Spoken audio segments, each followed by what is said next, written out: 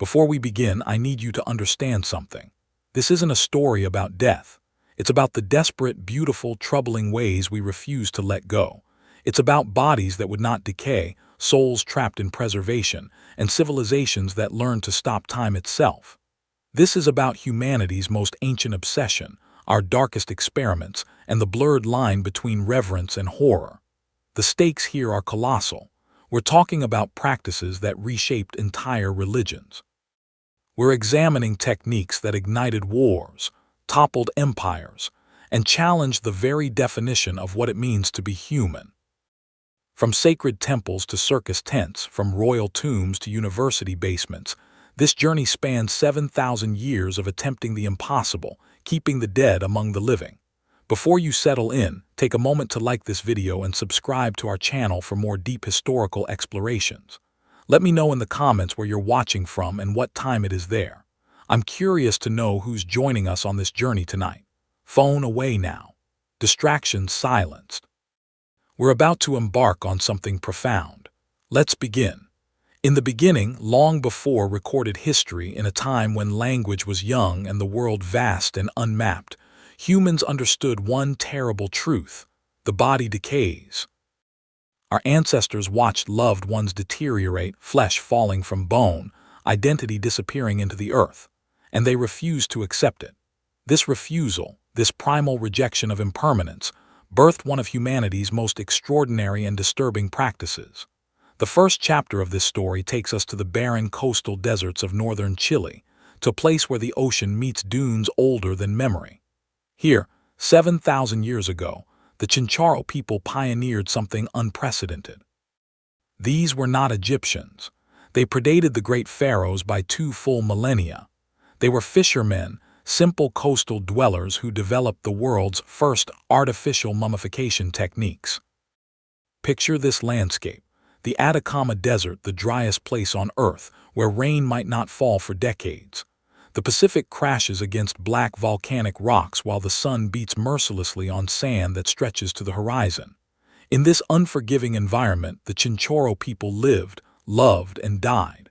But when they died, something extraordinary happened. Unlike later civilizations, the Chinchorro didn't preserve only their elite. They mummified everyone: children, infants, even fetuses that never drew breath. This democratic approach to death preservation tells us something profound about their culture. Death was not about status. It was about memory, about keeping the community intact even as individuals passed on. The process they developed was intricate and deeply intentional. When someone died, the body would be brought to specialists, artisans of the dead. These practitioners would carefully remove the head. They would skin the body with stone tools, removing every organ, every trace of soft tissue that might decay. The skeleton became a framework, a sculpture to be rebuilt. They would dry the bones over hot coals, reinforcing them with wooden sticks pushed through the limbs like internal splints. The skull would be filled with ash, grass, and clay. The torso cavity became a vessel for earth and plant matter. Then came the reconstruction. Using the person's own skin when possible, or sea lion hide when necessary, they would rewrap the skeleton, creating what appeared to be a sleeping figure. But the Chinchorro added something remarkable. They painted the bodies. Black manganese covered some mummies from head to toe, creating figures that seemed to absorb light. Others were painted red with ochre, as though the blood still flowed beneath the skin. These weren't just preserved bodies. They were art, statements about identity and continuity. Recent research suggests this practice emerged from grief, particularly infant mortality. In a harsh environment where many children died young, mummification became a form of therapy, a way to process unbearable loss. By transforming the dead into lasting objects, families could maintain physical connections to those they'd lost. For nearly 4,000 years, the Chinchorro mummified their dead. Then, mysteriously, the practice faded. The culture changed, adapted, eventually disappeared into the larger sweep of Andean civilization. But their mummies remain, the oldest deliberately preserved humans ever discovered, silent witnesses to humanity's first attempts at defeating decay. While the Chinchorro worked in South America, other cultures discovered their own preservation methods. In the peat bogs of northern Europe, a different kind of preservation was taking place, not by human hand but by accident, by the strange chemistry of earth and water. Imagine a landscape of mist and marsh, of waterlogged ground where sphagnum moss grows thick and acidic water pools in dark, still expanses. These are the peat bogs of Denmark, Ireland, Germany, places where the earth itself became a preservative, a natural embalming agent. The bogs preserved what they touched.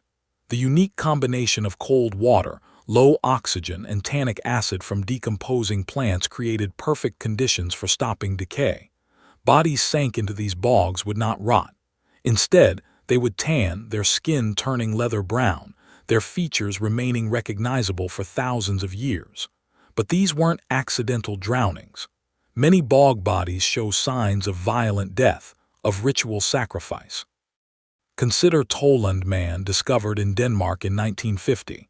He died around 400 BCE, yet when peat cutters found him, his face was so perfectly preserved they thought they'd stumbled upon a recent murder victim. His eyes were closed. His lips bore a slight expression, peaceful and enigmatic. Around his neck, still visible after 24 centuries, was the leather rope used to hang him. Toland man's skin had been transformed by the bog into something neither leather nor flesh, but somewhere in between. His hair remained, his beard stubble visible. Even his internal organs survived, revealing his last meal, a porridge of seeds and grains. The bog had done what the Chinchorro achieved through elaborate ritual, preserved a human being in exquisite detail. These bog bodies tell stories of Iron Age Europe, of societies that practiced human sacrifice, possibly to appease gods or mark seasonal changes. Gråbøl man, another Danish bog body, shows evidence of having his throat cut and his skull fractured. Lindo man from England bore signs of being struck, strangled, and having his throat slit, a triple killing known as overkill suggesting ritual murder. But the bogs preserved more than victims. They captured moments freezing time. One woman discovered in the 1930s wore a complete outfit, a woven wool dress, a leather cape, accessories that show the sophisticated textile work of prehistoric Europeans. Her hair was elaborately braided. Her nails were manicured. She was someone of importance, carefully prepared before being committed to the bog. These accidental mummies fascinated later peoples. In the medieval period, peasants occasionally found these bodies and, not understanding their antiquity, assumed they were recent dead. Local legends grew around bog bodies, tales of wanderers who disappeared into the marshes, of criminals buried in unholy ground. Moving forward through time, we arrive at the civilization most famous for body preservation, ancient Egypt, where mummification became an industry, a religion, and an art form that defined an entire culture for 3,000 years.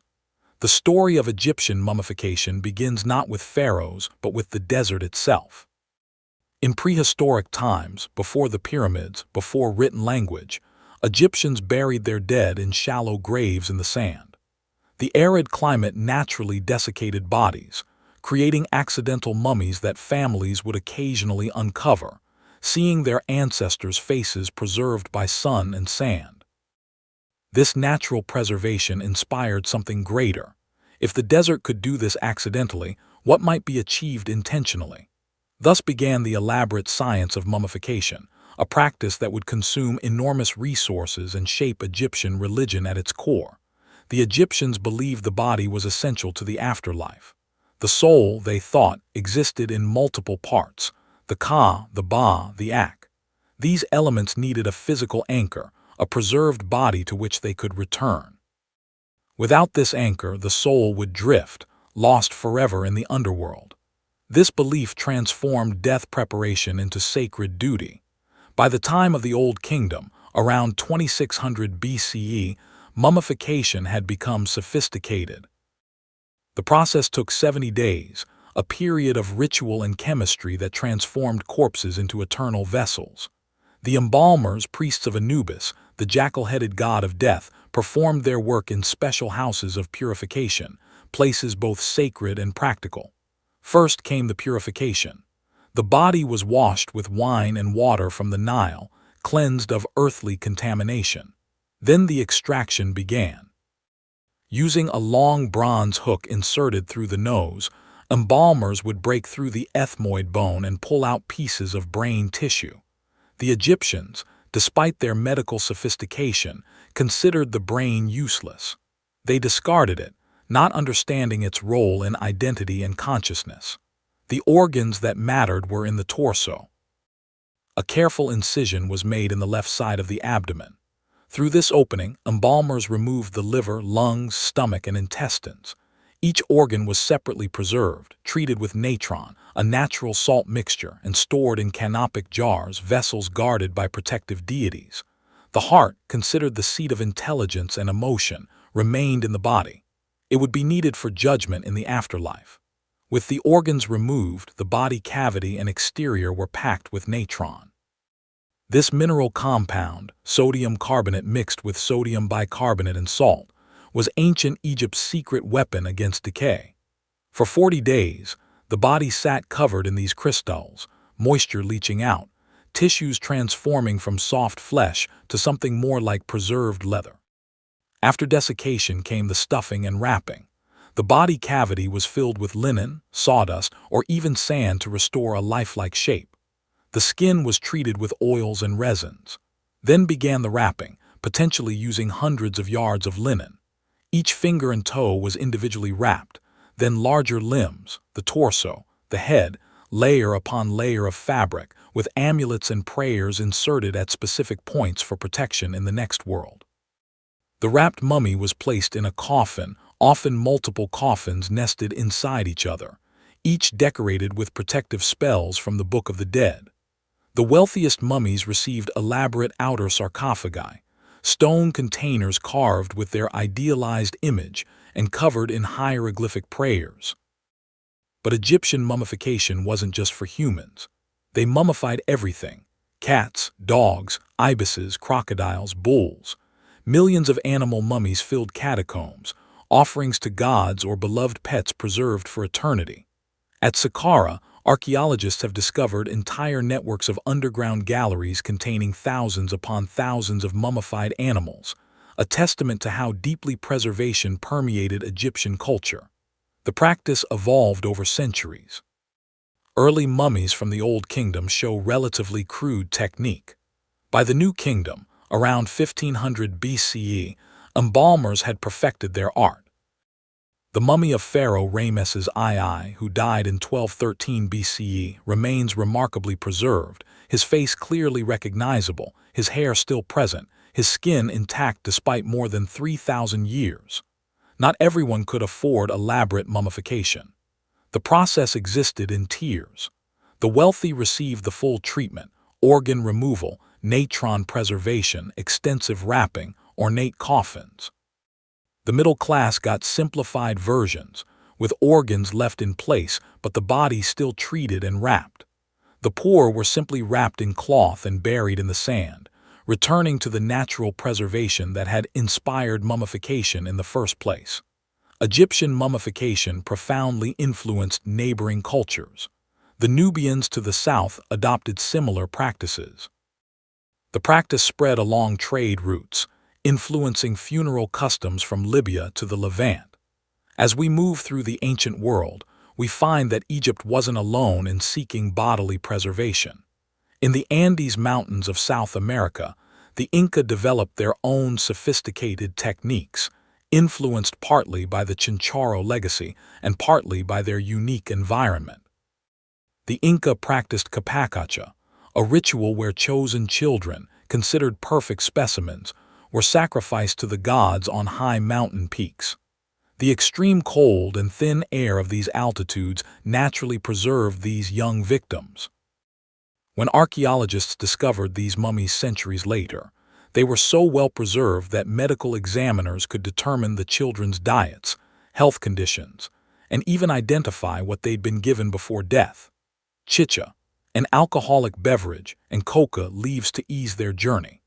The most famous of these Capacacha mummies, La Dincella, was a teenage girl found near the summit of Volcan Lulelaco in Argentina at an altitude of 22,000 feet. She'd been dead for 500 years, yet her face retained color, her organs were intact, and researchers could even extract DNA from her frozen tissues. The mountain itself had become her tomb, the freezing temperatures performing a preservation more complete than any human technique could achieve. But then, something changed. Moving into the medieval period, we encounter a different approach to body preservation, one tied not to individual immortality, but to religious devotion and the cult of the saints. The second chapter reveals a transformation in how humanity viewed preserved bodies. No longer were they simply memorials to the deceased or vessels for their return. They became objects of power, conduits of divine grace, relics that could perform miracles and attract pilgrimages worth fortunes. In medieval Europe, the Catholic Church developed an elaborate system around holy relics. First-class relics were body parts of saints, a finger bone of St. Peter, the skull of St. Thomas More, the heart of St. Lawrence O'Toole. These weren't morbid trophies. They were, in the medieval mindset, direct connections to heaven, physical pieces of people who now dwelt with God and could intercede on behalf of the faithful. The demand for such relics was insatiable. Entire economies built around them. Cities competed for possession of saints' bodies. Theft of relics became a specialized criminal enterprise, and the line between holy mission and grave robbery blurred beyond recognition. Consider the story of Saint Mark the Evangelist. According to legend, his body rested in Alexandria, Egypt. In 828 CE, two Venetian merchants decided Venice needed an important relic to compete with other Italian city-states. They traveled to Alexandria, smuggled St. Mark's body out of its tomb, and hid it in a barrel of pork, knowing Muslim customs officials wouldn't search such cargo. They successfully brought the body to Venice, where it was enshrined in the magnificent Basilica di San Marco, transforming Venice into a major pilgrimage destination. But relics needed to be preserved. Medieval techniques varied. Some saints' bodies were simply placed in sealed crypts, allowed to naturally mummify in the dry, cool air of church crypts. Others were embalmed using methods borrowed from Egyptian practices filtered through Islamic medical texts that had preserved Greek and Roman knowledge. Certain saints' bodies, the Church claimed, didn't decay at all.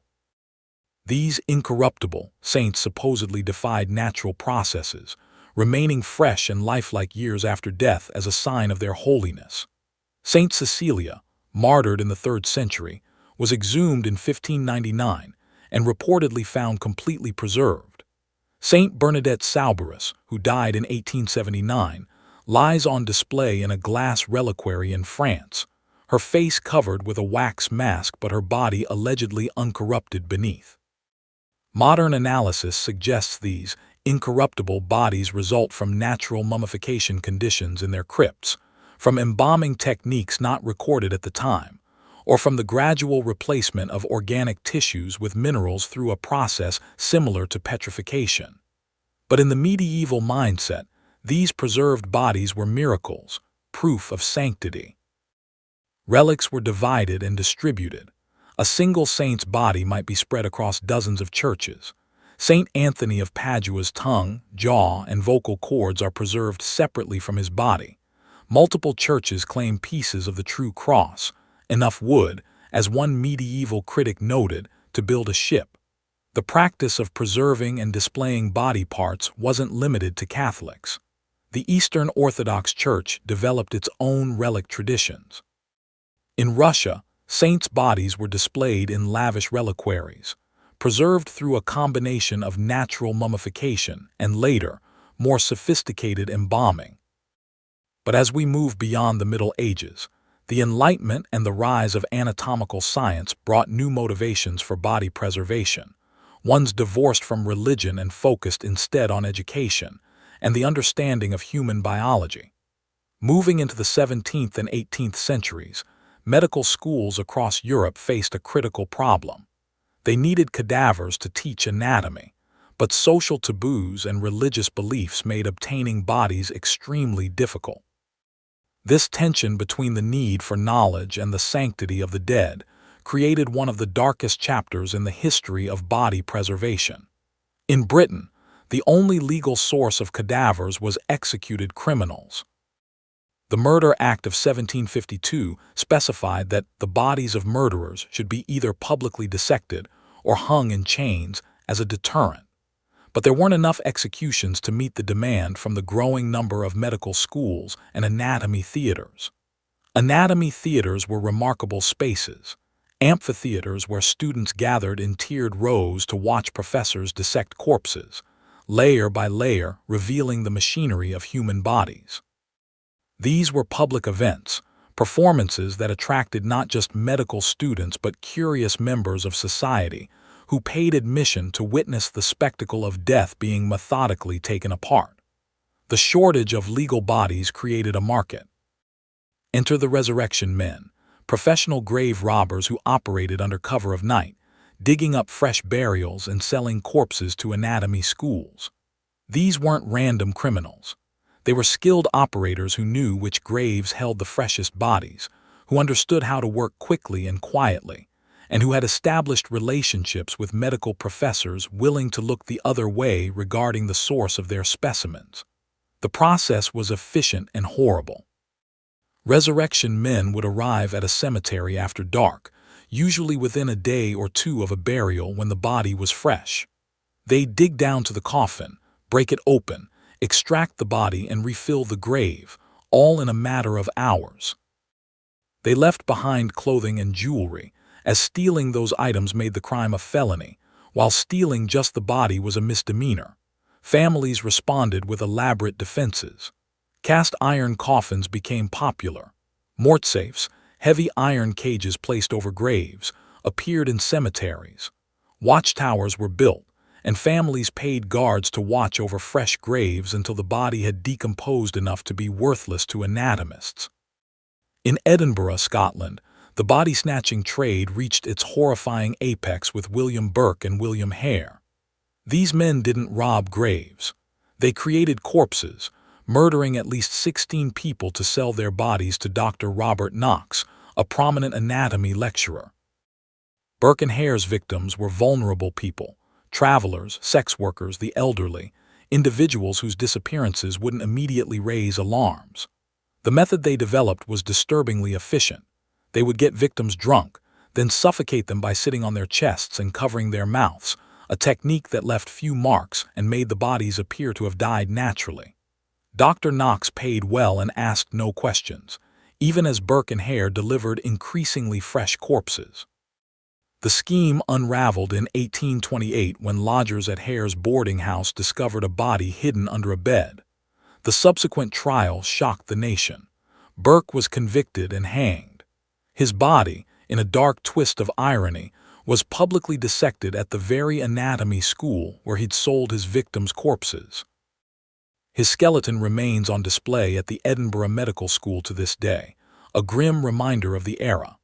The Burke and Hare murders led to the Anatomy Act of 1832, which allowed unclaimed bodies from workhouses and hospitals to be used for dissection. This ended the body-snatching trade but created a new problem.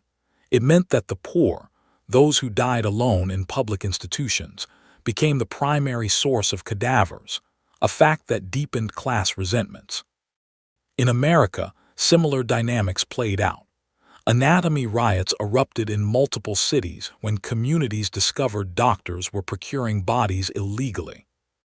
In 1788, a crowd of angry New Yorkers stormed the hospital at Columbia College after children playing outside saw a dismembered arm being waved at them from a window by a medical student playing a macabre prank. The riot that followed required militia intervention. Black cemeteries were disproportionately targeted by resurrection men, both in America and Britain. Marginalized communities had fewer resources to protect graves and less legal recourse when thefts were discovered. This exploitation left deep scars in collective memory. But while medical schools were dissecting bodies for science, Other individuals were preserving bodies for display, entertainment, and more troubling purposes that blur the line between education and exploitation. What came next would shock the world, transforming preserved bodies from sacred relics and scientific specimens into commodities, attractions, objects that people paid to see, not for devotional reasons or educational purposes, but for entertainment, for the frisson of seeing death made tangible and strange. The 19th century saw the rise of the curiosity cabinet, the dime museum, and the traveling circus, all of which featured preserved human remains as attractions. This was the era when the line between preservation and taxidermy began to blur in disturbing ways. Consider the story of Julia Pastrana. Born in Mexico in 1834, Julia had hypertrichosis, a genetic condition that caused excessive hair growth across her entire body and face. She also had gingival hyperplasia, which enlarged her lips and gums. In the brutal parlance of the time, she was marketed as the ape woman, the bear woman, and the ugliest woman in the world. But Julia was more than her appearance. She was intelligent, spoke multiple languages, and was an accomplished singer and dancer. Yet her manager, Theodore Lent, whom she married, displayed her in circuses and theaters across America and Europe, where audiences paid to gawk at her. In 1860, Julia died in childbirth in Moscow at age 26. Her baby, who had inherited her condition, died days later. Most stories end at death. Julia's story took a darker turn. Lent had both bodies embalified, a process involving chemical treatment and possibly taxidermy techniques, and continued to exhibit them. For decades, Julia's preserved corpse toured Europe, dressed in a dancing costume, positioned in a display case as though caught mid-performance. The preservation technique used on Julia and her son remains unclear, but descriptions suggest it was more extensive than simple embalming, possibly involving the removal and tanning of skin, the replacement of organs with preservative materials, and the use of chemical solutions to prevent decay. The bodies remained recognizably human, their features intact, their skin transformed into something leather-like. Julia's body traveled from country to country, owned by various showmen after Lent's death. She was stored in warehouses, displayed in sideshows, subjected to vandalism and theft. In 1976, her body was found in a Norwegian funeral home, and activists began campaigning for her proper burial. It took until 2013, 153 years after her death, for Julia Pastrana to finally receive a burial in her home state of Sinaloa, Mexico. Julia's story isn't unique. The 19th century saw numerous examples of preserved human remains being displayed for profit. The real question is, was this taxidermy in the traditional sense? Taxidermy, as practiced on animals, involves removing the skin, treating it with preservatives and tanning agents, then mounting it on a form or mannequin. The skin becomes a shell containing nothing organic, just a framework that approximates the living creature's shape. True human taxidermy, following this definition, is rare but not non-existent. The most documented case comes from Spain. In the 1830s, French taxidermists Jules and Edouard Verreau exhumed the body of an African man, likely from the San people of southern Africa, who had recently been buried in the Bechuanaland region of what is now Botswana.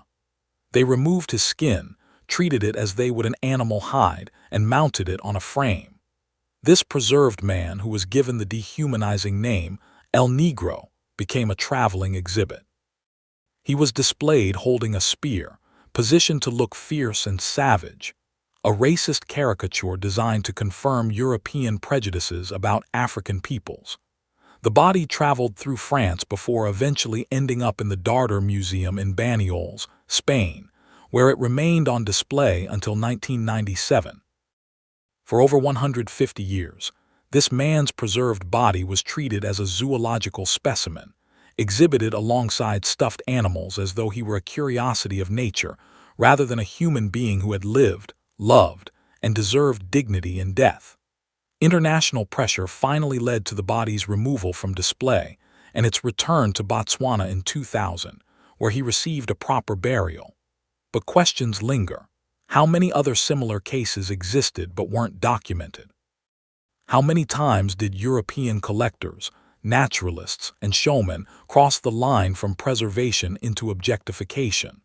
The Victorian era's fascination with death created an entire industry around it. Post-mortem photography became common, with deceased family members, particularly children, photographed as if sleeping or positioned with living family members in elaborate poses. While this wasn't preservation in the physical sense, it represented the same impulse, the refusal to let go, the desire to freeze death in a form that could be revisited. Some Victorians took this further. The philosopher Jeremy Bentham, founder of utilitarianism, specified in his will that his body be preserved and displayed. He believed his autoicon, as he called it, could serve as an inspiration to followers and a monument to his ideas. After his death in 1832, his body was dissected as he'd requested.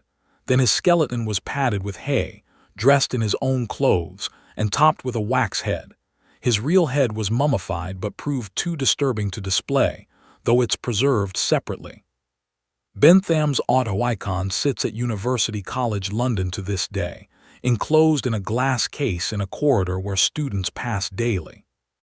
It's occasionally wheeled into meetings, where, according to institutional legend, he's marked as present but not voting.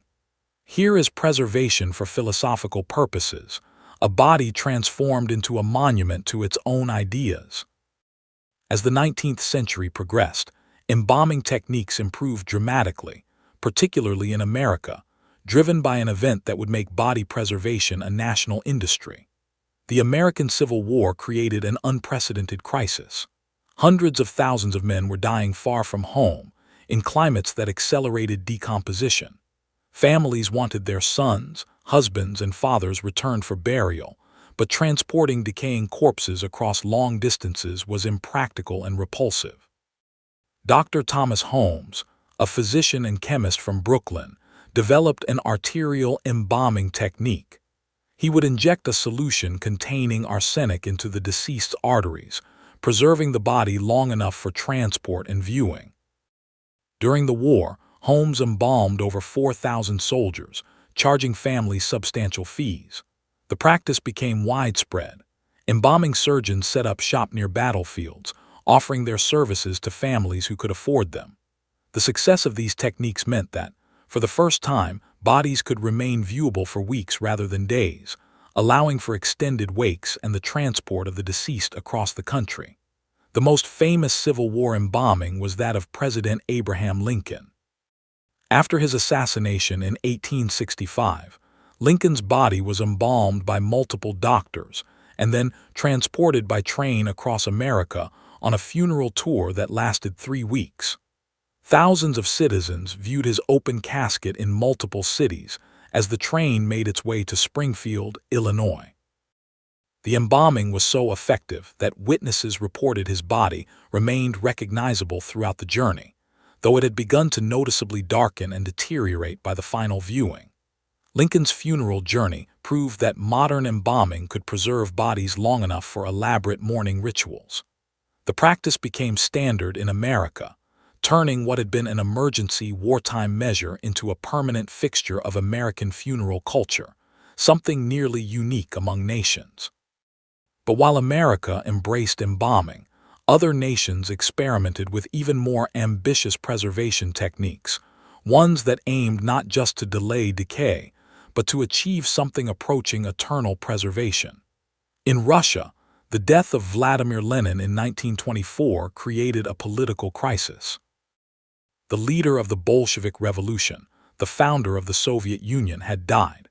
Stalin and the Soviet leadership needed a way to maintain Lenin's presence, to turn him into a permanent symbol of communist ideology. They assembled a team of scientists led by anatomist Vladimir Vorobyev and biochemist Boris Zibarsky. Their mandate was unprecedented: preserve Lenin's body indefinitely, keeping it lifelike and viewable. This wasn't for transport or a brief viewing period. They were tasked with creating a permanent preservation that could theoretically last centuries. The team developed a process more sophisticated than any previous embalming. First, they immersed the body in successive baths of chemicals, formaldehyde to fix the tissues, followed by glycerol to maintain flexibility, then alcohol to remove excess water, and finally baths of potassium and sodium acetate mixed with glycerin to maintain the tissue's suppleness and prevent brittleness. But this was just the beginning. Lenin's body requires continuous maintenance. Every 18 months, the body is removed from its display in the mausoleum on Red Square and re-immersed in the chemical baths. The skin is carefully monitored for any signs of degradation. The humidity and temperature in the mausoleum are precisely controlled. A team of scientists has worked full-time for over a century maintaining Lenin's corpse. The results are remarkable. Visitors describe Lenin's body as appearing wax-like but undeniably human. His features are recognizable from photographs. His skin, while having lost natural color, remains intact. His hands, particularly, show the extraordinary success of the preservation. The skin texture, the fingernails, the fine details are all preserved. The Soviet Union exported this technique.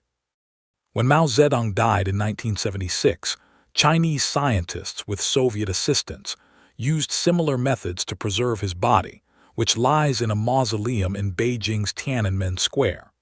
Ho Chi-minh in Hanoi, Kim Il-sung and Kim Jong-il in Pyongyang, all were preserved using variations of the Soviet technique, their bodies becoming permanent political monuments.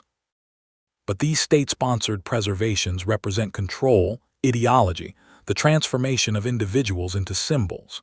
The 20th century would see preservation take yet another direction, one that combines showmanship, controversy, and legitimate anatomical science in ways that continue to provoke debate. As we approach the modern age, the practices surrounding body preservation fragment into multiple streams, some scientific, some spiritual, some purely commercial. The line between education and exploitation becomes increasingly difficult to define. In the 1970s, a young German anatomist named Gunther von Hagens developed a revolutionary preservation technique he called plastination. Unlike embalming, which temporarily halts decay, plastination replaces all bodily fluids and fats with polymers, transforming organic tissue into something stable, dry, and permanent. The process is irreversible and extraordinary. Plastination works like this. A body is first embalmed and dissected to show specific anatomical structures. It's then immersed in acetone, which extracts all the water and fats from the cells. Next comes the remarkable step. The acetone-saturated body is placed in a vacuum chamber containing liquid polymer. As the acetone boils away in the vacuum, polymer is drawn into every cell, every space the acetone occupied. Finally, the polymer is cured with light, heat, or gas, hardening into a stable material that retains the exact structure of the original tissue. The result is a body that will never decay. It doesn't need climate control or chemical maintenance. It's dry, odorless, and can be touched without degrading. Von Hagen's plastinates are anatomically authentic human bodies that have been transformed into polymer sculptures. In 1995, Von Hagens launched Body Worlds, a traveling exhibition of plastinated human bodies. But these weren't simply laid out on tables for medical students. They were posed dramatically. A basketball player in mid-leap, his cardiovascular system fully dissected and visible. A poker player holding cards, his organs exposed. A pregnant woman reclining, her abdomen open to reveal the plastinated fetus within. The exhibitions drew millions of visitors worldwide. They also sparked intense controversy. Critics accused Von Hagens of sensationalism, of turning human remains into entertainment, of exploiting the dead for profit. Religious groups objected to the public display of nude bodies and the removal of organs. Ethicists questioned whether true informed consent was possible when the donor couldn't anticipate how their body would be posed. Von Hagens defended his work as educational, claiming the exhibitions demystified human anatomy and promoted health awareness. He established a body donation program, and thousands of people signed up, explicitly consenting to having their bodies plastinated and displayed after death. But questions persisted about the sources of bodies. Some plastinates in competing exhibitions, not von Hagen's own, were alleged to have come from unclaimed bodies in China, possibly including executed prisoners. The controversy highlighted how, even in the modern era, the acquisition and display of human remains involves ethical minefields. Von Hagens himself became a spectacle, wearing his signature fedora and often conducting public dissections, including a controversial autopsy broadcast on British television in 2002, the first public autopsy in Britain in 170 years, since the era of the anatomy theaters. The body worlds phenomenon revealed continuing fascination with preserved human bodies. Millions of people paid to see what previous generations had only glimpsed in anatomy textbooks or medical schools.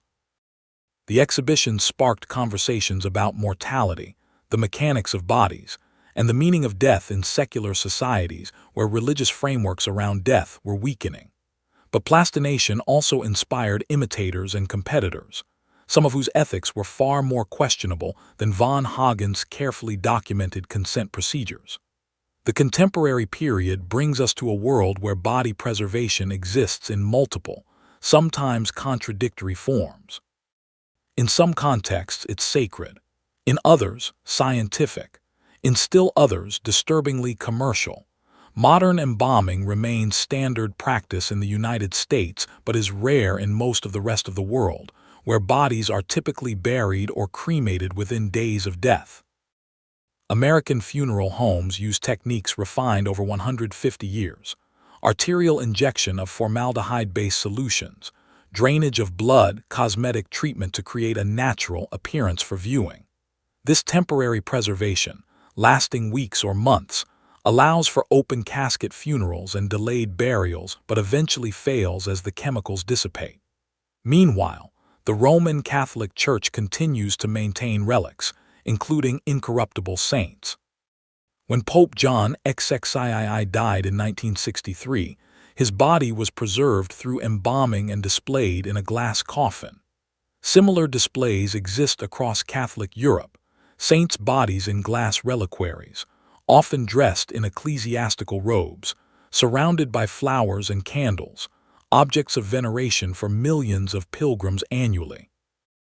In the secular realm, several dictators and leaders remain on display in perpetual state mausoleums. Lenin still lies in Red Square after more than 100 years. Mao remains in Tiananmen Square nearly 50 years after his death. These bodies represent political immortality, the state's refusal to acknowledge the death of its founding ideals, even as the bodies require increasingly intensive maintenance to combat natural decay. And then there's cryonics, perhaps the strangest evolution of body preservation, one that looks not to the past but to the future. Organizations like the Cryonics Institute and Alker Life Extension Foundation offer to preserve bodies not for viewing or study, but for eventual revival. The theory is straightforward. Preserve the body at extremely low temperatures immediately after death, before cellular degradation begins, and wait for future medical technology to become advanced enough to repair the damage that caused death, then revive the person. It sounds like science fiction, and most scientists consider it exactly that, an impossible fantasy that preys on people's fear of death. The first person cryonically preserved was James Bedford, a psychology professor who died of kidney cancer in 1967. Within hours of his death, his body was perfused with cryoprotective chemicals and frozen in liquid nitrogen at -196 degrees Celsius. Bedford's body remains frozen to this day at Alker's facility in Arizona, along with several hundred other individuals. Modern cryonic preservation is more sophisticated than Bedford experienced. Bodies are perfused with cryoprotectants that prevent ice crystal formation, which would damage cells. The process attempts to vitrify the body, turning it into a glass-like solid rather than allowing water to crystallize. Whether this prevents sufficient damage to allow eventual revival remains unknown. Cryonics organizations face unusual challenges. They're essentially promising indefinite storage, meaning they must remain financially solvent potentially for centuries. They must maintain equipment, pay staff, ensure liquid nitrogen supplies never fail. Any interruption means the bodies thaw and decompose, destroying whatever information might have been preserved in the frozen tissues.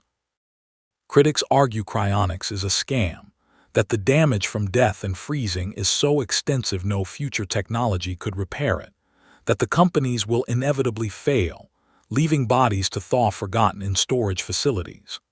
Proponents argue that writing off the possibility of future revival is premature, that technology is advancing in ways impossible to predict, and that even a small chance of immortality is worth pursuing. The deeper question cryonics raises is philosophical. If a body is preserved at the moment of death and then revived decades or centuries later, is the revived person the same individual who died, or something else?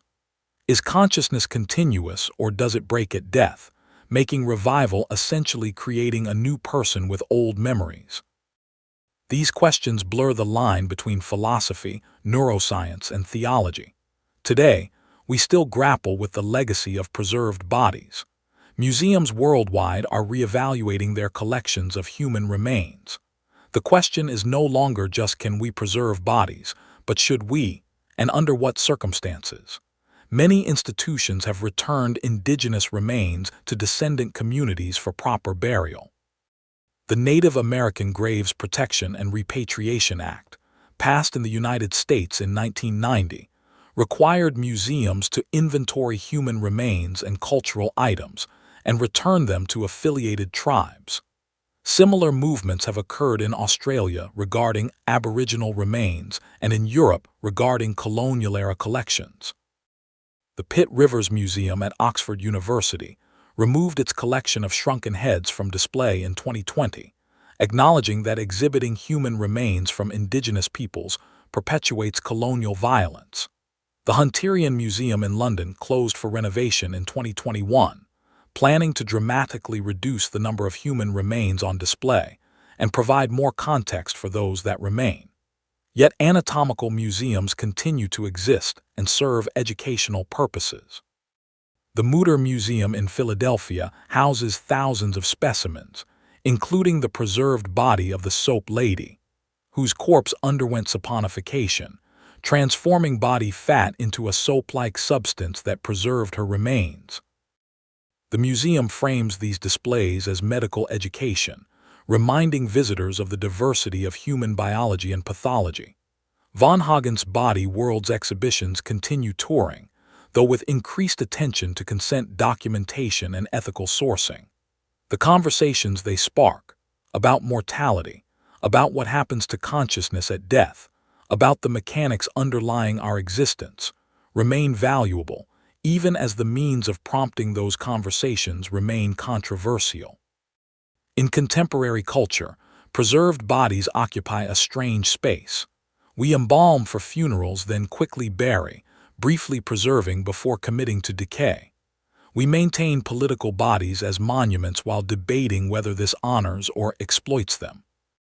We cryopreserve in hopes of revival while acknowledging the profound uncertainty of such dreams. We plastinate for education while questioning where education ends and spectacle begins.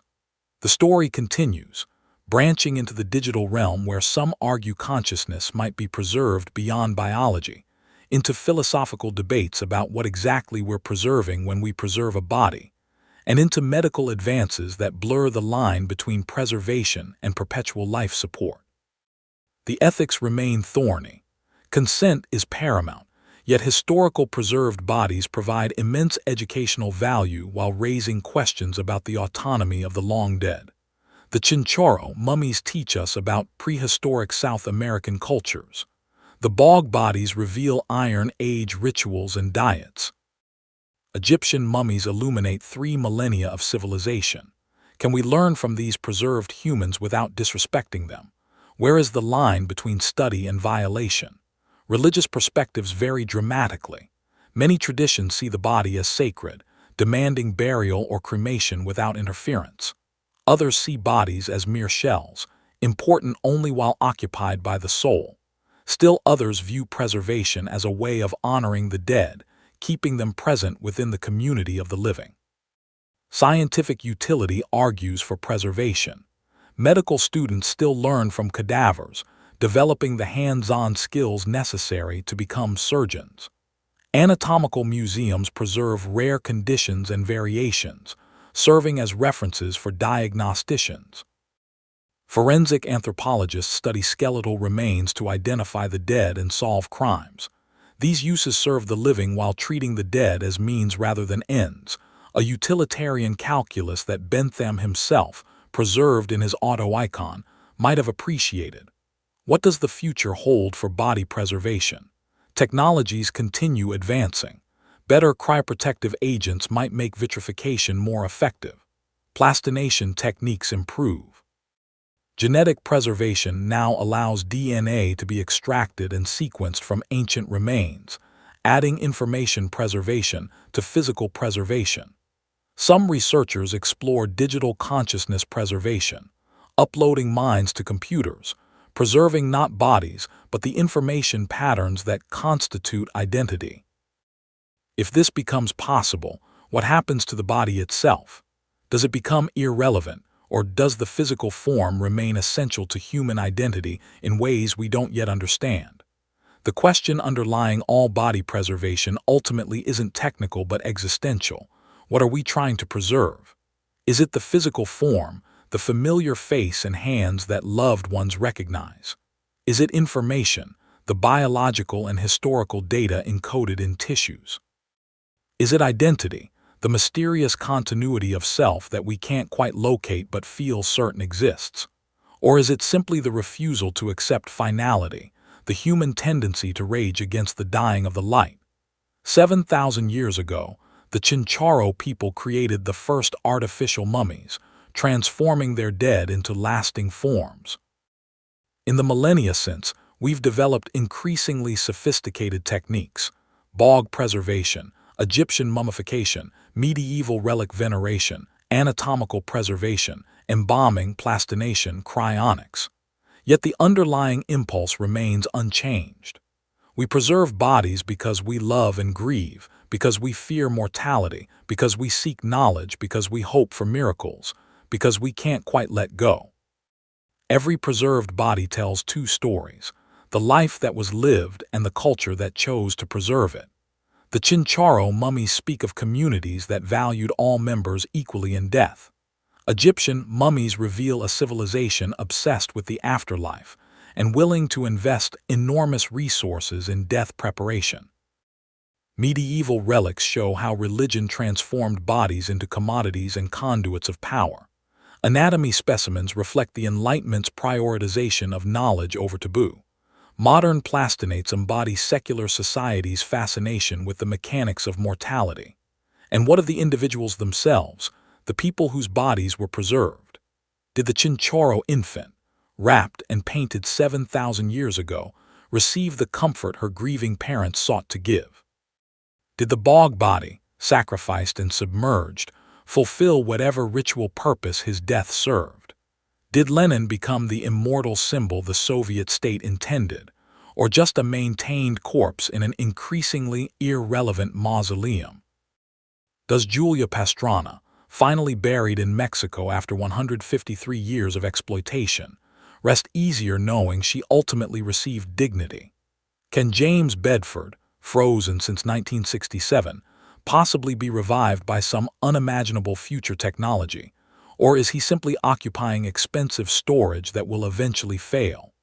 We preserve bodies, but we cannot preserve the essential thing, the animating force that makes a body a person. The best preservation techniques capture form but not consciousness, structure but not spirit. The perfectly maintained Lenin looks like Lenin but isn't Lenin. The plastinated bodies in body worlds are anatomically human but experientially nothing. Even cryonics, with its dreams of revival, can only hope to preserve information enough that identity might be reconstructed, like restoring corrupted data, uncertain whether the recovered file is truly the original or merely a close approximation. Perhaps that's why body preservation persists across all cultures and eras despite its fundamental impossibility. We know we cannot truly preserve the dead, cannot hold them with us, cannot reverse time's arrow. Yet we try anyway, creating monuments, relics, specimens, monuments, experiments in impossibility. These preserved bodies stand as testament not to success, but to love, to grief, to hope, to the very human refusal to accept that people we cherished are simply gone. The story continues. Right now, bodies are being embalmed in funeral homes, maintained in mausoleums, studied in medical schools, plastinated for exhibitions, frozen in cryonic storage. New technologies will emerge. Ethical debates will evolve. Cultures will continue developing their own relationships with preserved remains. But the core dynamic, established 7,000 years ago on the Chilean coast when grieving families first removed organs and rebuilt bodies, remains. We are mortal beings who love immortally. We form attachments that cannot be broken by death, creating relationships that demand physical presence even when that presence becomes impossible. We preserve bodies because we cannot preserve the people themselves, and something is better than nothing, form better than complete absence, even if what remains is transformed, chemical, neither living nor truly dead, but suspended in some intermediate state. The bodies we preserve become mirrors, reflecting our fears and hopes about mortality. They ask us questions we cannot fully answer. What persists after death?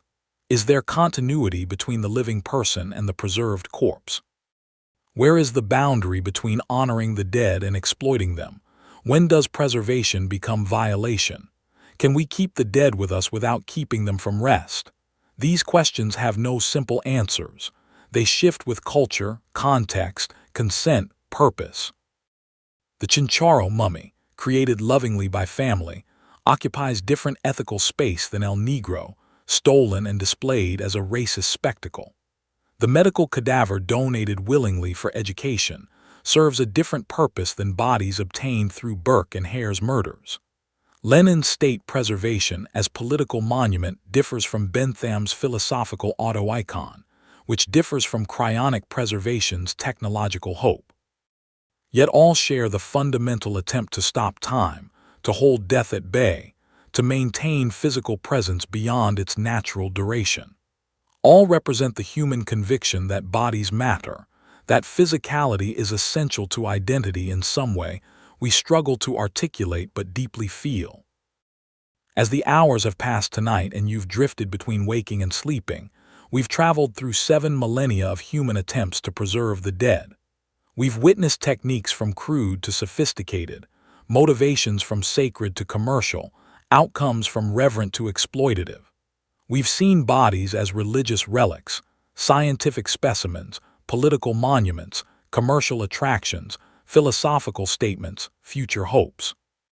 We've explored how preservation reflects cultural values, reveals historical practices, and raises persistent ethical questions. The story of body preservation is ultimately the story of human nature itself, our relationship with mortality, our capacity for both profound reverence and disturbing exploitation, our technical ingenuity and our existential uncertainty. We are the species that preserves bodies because we can, because we hope, because we grieve, because we refuse to fully accept what we know to be true. The preserved bodies that remain, whether in museums or mausoleums, laboratories or storage facilities, crypts or permafrost, serve as bridges between then and now, life and death, presence and absence. They are monuments to possibility and impossibility, to what we can achieve technically and what remains forever beyond our reach. Tonight, somewhere, someone is dying. Their body will face the eternal question, decay or preservation. For most, the answer is decay, a return to earth, a completion of the natural cycle. But for some, through choice or circumstance, faith or science, the body will be preserved, transformed into something that remains, adding another chapter to this 7,000-year story. The Chincharo understood something essential when they created the first mummies, something we continue learning. The body is not just biology, it's biography, history, identity. Its preservation is never merely technical. It's always meaningful, always saying something about who we are and what we value, what we fear and what we hope. As you drift towards sleep, consider that every preserved body asks us to remember. Life is temporary, form is fragile, and yet something in us insists on permanence, reaches for immortality even as mortality defines us. We preserve bodies knowing they are not the people they were, hoping they represent something of what was lost, creating monuments to absence that paradoxically make that absence more profound. The story continues, as it has for 7,000 years, as it will for generations to come. Bodies will be preserved, techniques will evolve, ethics will be debated, and through it all, the fundamental human refusal to fully surrender to death will persist, expressed in chemicals and cold, in ceremony and science, in the eternal attempt to hold what cannot be held, preserve what cannot be preserved, keep what cannot be kept. Tonight, rest easy, knowing that the preserved bodies we've encountered, from ancient mummies to modern plastinates, from religious relics to cryonic capsules, all ultimately testify to something beautiful beneath something unsettling. We love deeply enough to deny death, hope persistently enough to attempt the impossible, and remain human enough to continue trying, even knowing we cannot succeed. The story continues, but tonight our journey ends, fading gently into the quiet recognition that preservation in the end is always incomplete, always temporary, always a beautiful, impossible attempt to hold back the tide of time itself. Sleep well.